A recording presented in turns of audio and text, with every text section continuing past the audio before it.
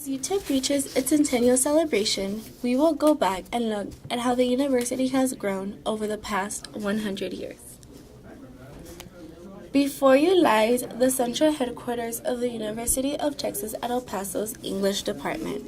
Though it may appear to be one of the university's most formidable and vital assets, it was not always considered as such.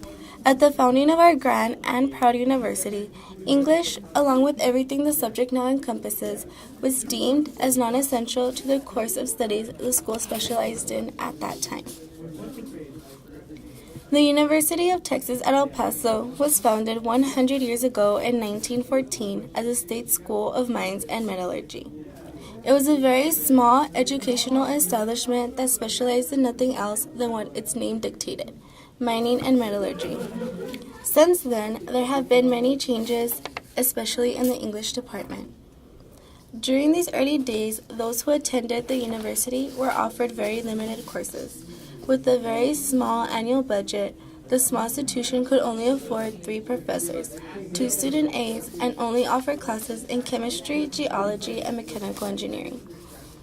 However, one of the teacher's aides did help in the instruction of a small Spanish course.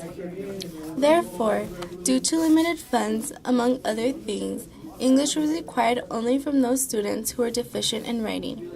Still, this available resource was deemed unnecessary even for those students who did not speak English fluently. English, what for? We'll pick up all the English we'll need to know. It was due to sentiments such as these that, for the next 2 years, few students would take English, a first-year composition course titled Rhetoric in English Composition, through a small correspondence course with the University of Texas in Austin. By 1920, 6 years after the opening of the school, English, though not offered, was still only considered an elective. This El Paso College was a mining school, and those enrolled for that sole purpose were extremely proud of it. So much were these individuals against the growth of the university as anything else that they would belittle and ostracize to an extent those students who were non-mining majors by deeming them pedagogues, a corruption of the word pedagogues. Fortunately, in 1923, big changes started happening and all students were finally required to take at least 6 hours of English in their first year and 4 or more hours required in their second year. Still, even with this promising step forward, it simply was not enough to truly bring the subject of English to a respectable standing within the mining university's curriculum. This task was made especially difficult because, at the time, the university did not possess the financial flexibility to undertake unpopular endeavors that had the potential of failure. A fear made stronger by the ever-constant criticisms by mining majors that the school was going to the dogs, the pedagogues. More unfortunate still was this sentiment was held by most of the campus and surrounding community as well. Because of the many daunting obstacles that kept appearing before the hopes of those who wished to advance the study of English, it appeared for a while as if nothing was going to ever change. Fortunately, for those seeking a higher education outside of mining, the much-desired change was soon to come. In addition to the financial setbacks, there were other obstacles that the college was subjected to. Back then, it was not very easy for everyone to have the opportunity nor the money to study and earn a degree. Times were very different due to racial and gender discrimination, which forbade women and African Americans from taking certain courses inside the university. Fortunately, as the years passed, things started to change and getting an education became easier for all.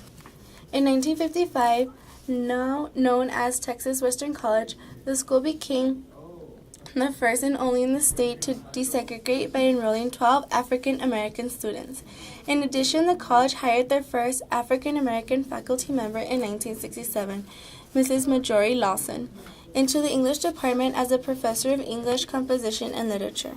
With these positive changes also came the college's final and current official name, the University of Texas at El Paso. In her time spent at Texas Western, Mrs. Lawson had the pleasure of working with many influential members to the English department, including Dr. Charles Leland Sonneshan. Sonneshan, a Harvard graduate, first came to El Paso Texas in 1931 as an associate professor of English. However, he soon rose to the respectable position of chairman of the English department, where he held this position for 27 years. He attended public school in Wadena, Minnesota, received a BA at the University of Minnesota in 1924, and both an MA in 1927 and a PhD in English literature in 1931 at Harvard University.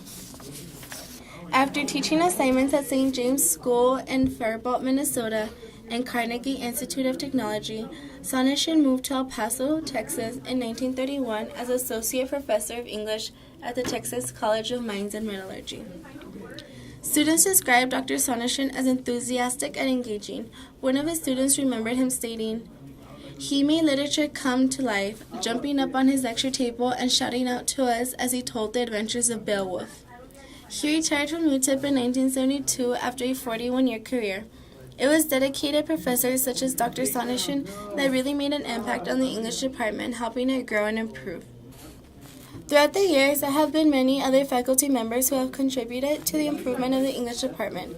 Mimi R. Gladstein, who has chaired the English department twice, was the first director of the Women's Studies program, which, among many other classes, she still teaches today. This extremely influential professor has been recognized as a key figure in the struggle for women's rights in the city of El Paso and was elected to the El Paso Women's Hall of Fame in 2011. Currently, Maggie Smith holds a chair in the head of the English department. Maggie has served as a professor and administrator at UTEP since 1987. Up until 1995, Smith was teaching professional writing and rhetoric classes. Smith became the founding dean of the UTEP's University College, housed all first-year experience programs. In her administrative career, Smith dedicated herself consulting and publishing on her main fields of study, which are student engagement, satisfaction, retention, and success. Smith has enjoyed the experiences she has had while working in UTEP and trusts that it has a lot to offer. She sincerely states that if you really want to make a difference, work with interesting and motivated students, and chat with warm and welcoming colleagues, UTEP is a place for you. Although the school finally began to recognize the subject of English enough to give it its own department, it really started off as nothing more than the attempt of many professors to combat the astonishing level of illiteracy that could be found within the university. It was only through the hard, persistent, and dedicated work of several professors hammering out the rough jewels that assisted the small El Paso College progress from a mere mining-oriented institution into so much more. This was, of course, no easy task. Both students and professors alike struggled and fought extremely hard for the educational advancement of the university.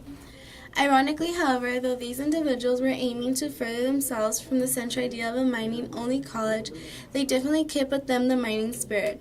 With great determination and the value and ideology that hard work does pay off, the university only kept progressing forward as it not only furthered, improved, and expanded the Department of English, but broadened its area of expertise to a variety of other subjects and ideas that soon became incorporated into the university's general curriculum as well.